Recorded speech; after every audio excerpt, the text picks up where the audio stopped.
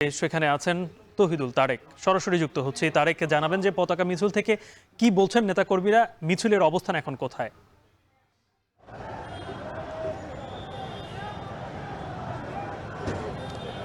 গালেব, এই মুহূর্তে কিন্তু মিছিলটি এই মাত্র শুরু হয়েছে বিজয়নগর এলাকায়। কিন্তু ছাত্রদলের বিভিন্ন ওয়ার্ড, বিভিন্ন মহানগরের বিভিন্ন কমিটির যে নেতাকর্মীরা রয়েছেন তারা কিন্তু দলে দলে বেশ কিছুক্ষণ আগে বিজয়নগর পানি ট্যাঙ্কির এদিকে জড়ো হয়েছেন। সেখানে একটি সংক্ষিপ্ত সমাবেশ হয়েছে, যেখানে ছাত্রদলের কেন্দ্রীয় কমিটির সভাপতি, সাধারণ সম্পাদক এবং সাংগঠনিক সম্পাদক থেকে শুরু করে শীর্ষস্থানীয় নেতৃবৃন্দ কিন্তু সেখানে কথা বলেছেন।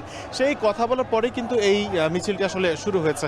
যে বিষয়টি আসলে জানতে চাচ্ছেন যে মিছিলের মাধ্যমে আসলে কি ধরনের বার্তা পৌঁছানোর চেষ্টা করছে ছাত্রদল, সে বিষয়ে যদি বলতে যাই, তারা মিছিলের শুরুতে যেই সমাবেশটি হয়েছে সেই সমাবেশে কিন্তু শুরু থেকেই তারা বলছে যে এই বিজয় দিবস কিন্তু গেল দুটি বিজয় দিবস উদযাপনে নানাভাবে বাধা সৃষ্টি করা হয়েছে এমন অভিযোগ কিন্তু তারা তুলেছেন।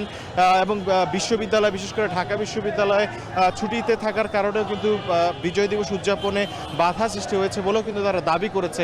ঠিক এমন পর্যায়ে তারা বলছে যে বাংলাদেশের ইতিহাসের এই মহান বিজয় দিবস পালনের ক্ষেত্রে ছাত্রদল এবং জাতীয়তাবাদী ছাত্রদল এবং বিএনপি তারা কিন্তু সবসময় অগ্রভাগে তারা অবদান রেখে যাচ্ছেন। এবং একই সাথে যে বিষয়টি তারা বলছেন যে যারা আসলে দিল্লি কিংবা পিণ্ডের দাসত্ব করছে বা এখনও করছে, তাদেরকে কিন্তু তারা সাবধান করে হুঁশিয়ারি দিয়ে বলছেন যে এই নতুন বাংলাদেশে 5ই আগস্টের পর কিন্তু বাংলাদেশে আর কারো দাসত্ব চলবে না।